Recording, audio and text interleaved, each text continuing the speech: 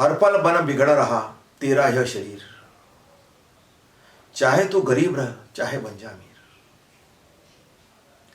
ये हमारे अनुभव में है। हम कितने छोटे थे, आज कितने बड़े हो गए। ये शरीर बनाना, और उसके बाद हमारे सामने कई लोग बीमार भी हुए, बूढ़े भी हुए, चले भी गए। इस शरीर में कौन सी बीमारी कब लग जाए कुछ कहा नहीं जा सकता। तो एक तो इस तरह से हमारी गति चल रही शारीरिक, और दूसरा क्या हो रहा है, हर पल तू हो रहा विचारों के अधीन, चाहे तो बुद्धिमान हो चाहे बुद्धिहीन। हम इस जीवन में आए, कुछ बड़े हुए, कुछ चेतना जागी, कुछ बोध जागा, कुछ पढ़ा, कुछ लिखा, कुछ समझा, कुछ कहा, कुछ समझाया, और विचारों के जाल में फंस गए। अब हमारे अपने विचार तैयार हो गए। ऐसा कोई आदमी नहीं इस दुनिया में जो विचारों के अधीन नहीं है, बल्कि सबसे बड़ा रोग विचारों का रोग हो गया आज के समय। और तीसरी एक चीज और हमको समझ में आती है इस जीवन में, कि यात्री तू पल भर का, अनजानी तेरी डगर, और जीवन तेरा क्षण भर का, और तू है बेखबर।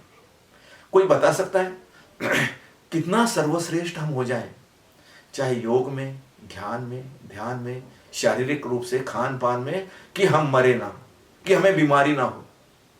कोई बता सकता है? और हम जा कहां रहे हैं? ये सब कुछ हमारे अंदर इतना विकसित हो रहा है, ये जा कहां रहा है? फिर हमें पहुंचना कहां है? अनजानी डगर है।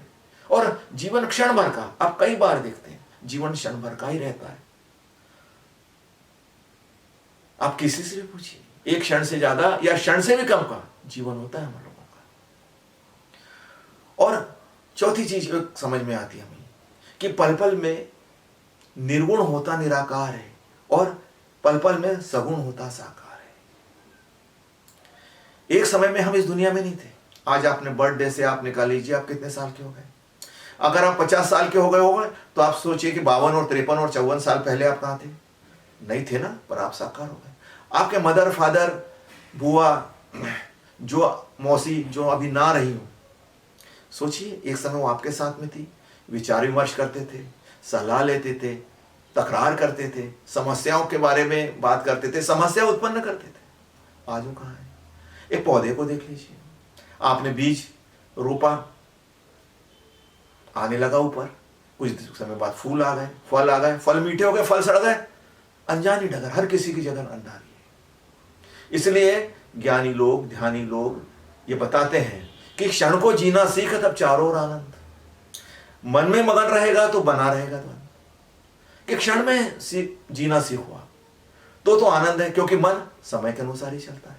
मन में चाहिए भविष्यकाल और भूतकाल, ये दो चीजें होती है तब समय बनता है। वर्तमान काल बोलते हमें, लेकिन वर्तमान काल तो कब भूतकाल में बदल जाता और कब एक भविष्य आकर हमारे अंदर बैठ जाता पता नहीं लगता। इतना छोटा सा तो होता है क्षण। लेकिन हम इसमें जिए कैसे? तो अतीत का नहीं विषाद और भविष्य के प्रति उदास, क्षण में करता रमण आत्मा में करता निवास। तो अतीत के प्रति आप उदास हो जाओ, अतीत के प्रति आप विषाद से मत भरो, क्योंकि वो जो हो चुका है हो चुका है, जो घटना है घट चुका है, उसके बाद समय भी जा चुका है या समय जा रहा है। विषाद करने की कोई आवश्यकता नहीं। और भविष्य के प्रति उदास रहो, क्योंकि आप तो क्षण भर के हो। आप कितने भी बड़े मनोरथ अपने अंदर तैयार कर लो, पर पूरे होने हैं नहीं होने हैं, इसके में बहुत व्याधि है, बहुत बाधा है। एक पहली बाधा तो आप है, आप ही नहीं रहे तो, और दूसरे कई लोग हैं जो इनमें बाधाएं डाल सकते हैं, कई लोग सहयोग भी कर सकते हैं, पर इसके प्रति कोई निश्चित नहीं है। तो इसके प्रति उदास यानी ये नहीं कि निराश, उदास यानी हो गया तो हो गया, नहीं हुआ तो नहीं होगा। परमात्मा के प्रति समर्पण, वो चाहे तो करेगा, उसने हमें अपना जीवन दिया है, वो जीवन को पूरा करना है, ये उसका काम है। क्षण में करता रमण आत्मा में करता निवास। तो जो ऐसी मानसिकता रखेगा वो क्षण में रमन करेगा। क्यों? भूतकाल में जाना नहीं है, पता ही है व्यर्थ है, भविष्य हम जा ही नहीं सकते, तो हम कहाँ रहेंगे? क्षण में रहेंगे, आत्मा में निवास करेंगे। और तब चित्त शांत, सरल, निर्विकल्प, निर्बंध, शून्यता में अलौकिक सत्ता से संबंध। और इसलिए बार बार ध्यानी लोग शून्य की बातें करते हैं, क्योंकि ये चित्त वहीं शांत होता है। शून्य के अलावा इस चित्त को शांत होने का कोई तरीका नहीं। वहीं से आपको अलौकिक सत्ता का संबंध प्राप्त होता है। इसलिए तो हम इन ज्ञानियों को नमस्कार करते हैं आज भी। ये सामयिक है आज भी, चाहे बुद्ध हो, महावीर हो, रामकृष्ण हो, विवेकानंद हो, या और अन्य लोग हो जो आप जानते हो, लेकिन इन्होंने किससे संबंध स्थापित किया? शून्यता से। ऐसे कई लोग हैं जिन्होंने धन से संबंध स्थापित किया, जिसने ज्ञान से संबंध स्थापित किया, जिन्होंने पद से संबंध स्थापित किया। क्या आज वो हमारे पूजनीय है? नहीं है। हमारे कौन पूजनीय है? जिन्होंने शून्य से उस अलौकिक सत्ता से संबंध स्थापित किया है। इसलिए मन में मत रखना कोई भ्रांति। आत्म साक्षात से ही आत्मक्रांति, आत्म साक्षात से ही आपको आत्मक्रांति मिलेगी, और किसी चीज से आपकी आत्मक्रांति नहीं हो सकती। आत्मक्रांति उधार नहीं मिलती, जैसे कि जीवन उधार नहीं मिलता, जैसे कि आत्मा उधार नहीं मिलती, जैसे कि प्रेम उधार नहीं मिलता। तो आज इतना ही। नमस्कार और धन्यवाद।